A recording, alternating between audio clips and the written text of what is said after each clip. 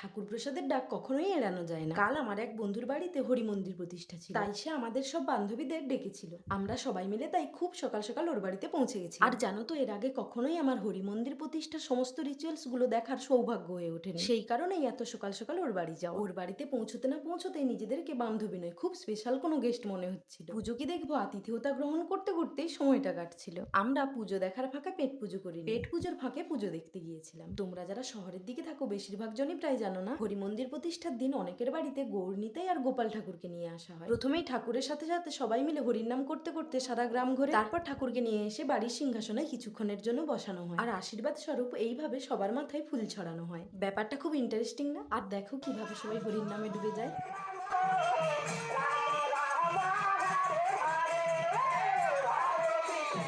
সবশেষে এক রাক্ষসীর কাণ্ড। সবাই যখন হরির নামে ব্যস্ত, এ তখন পেট পুজোতে ব্যস্ত। করে চ্যানেলটা সাবস্ক্রাইব করে দাও তো বাপু।